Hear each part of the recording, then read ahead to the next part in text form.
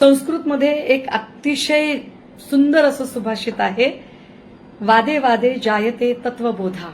अर्थात तर्कसंगत वाद केल्याने काही तत्वबोध होतो, काही नव सत्य गवसतं. पण तर्कसंगत वाद कुणाशी घालावा किंवा ते कोण करू शकतं? ज्यांची स्वतःची तर्कसंगत विचार करण्याची बैठक आहे, असे लोक असा वाद करू शकतात. आज विकास लवांडे यांच्या संबंधाने जे काही घडलं ते एका अर्थाने विकास लवांडे जे म्हणणं इतक्या दिवसांपासून मांडत होते त्याला पुष्टी देणारं आहे. त्याहीपेक्षा महत्वाचं आदरणीय पवार साहेबांनी जी भूमिका मांडली की वारकरी संप्रदायामध्ये काही लोकांची घुसखोरी झालेली आहे आणि या घुसखोरांमुळे महाराष्ट्रातला वारकरी संप्रदाय हा एका सांस्कृतिक आक्रमणाशी झुंज देत आहे, हे म्हणणं पुन्हा एकदा अधोरेखित झालेलं आहे.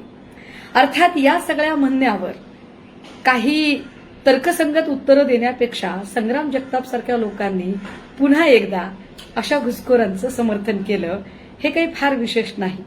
आमची सन्माननीय मुख्यमंत्री महोदय तथा राज्याचे गृहमंत्री यांना विनंती असेल की कृपया आपण लवांडेंची केस अजिबात नोंदवून घेऊ नका, कुठलीही FIR करून घेऊ नका. उलट लवांडेंवर ज्यांनी प्राणघातक हल्ला केला, ज्यांनी दमदाटी केली, एकट्याला गाठून हे सगळं केलं, त्या सगळ्या लोकांना तुमच्या कुठल्याही कार्यक्रमामध्ये अगदी पहिल्या रांगेमध्ये आसन व्यवस्थेत बसण्याचा मान द्या. पद्मश्री, पद्मभूषण, पद्मविभूषण अशा पुरस्कारांचे निकष बदलत या सगळ्या मंडळींच्यासाठी हे पुरस्कार राखीव ठेवा. त्यांना राजाश्रय देता आला तर बघा. या सगळ्यांना सगळ्या प्रकारचे सत्तेचे लाभांश मिळू द्या. आणि हो, संग्राम जगताप सारख्या माणसाला निवडून देणाऱ्या मतदारसंघातल्या तमाम लोकांना आमची विनंती असेल की त्यांनी संग्राम जगतापांना पुन्हा पुन्हा निवडून दिलं पाहिजे. आणि ते याच्यासाठी निवडून दिलं पाहिजे की संग्राम जगताप काही फक्त काय म्हणता येईल त्याला एका माणसाचं समर्थन केलं इतकं छोटंसं काम कसं चालेल बरं.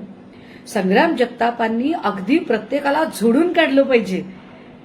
कुठल्याही प्रकारची शांतता नांदणार नाही याची काळजी संग्राम जगताप सारख्या लोकांनी समाजात दुही पसरवण्याची काळजी घेतली पाहिजे.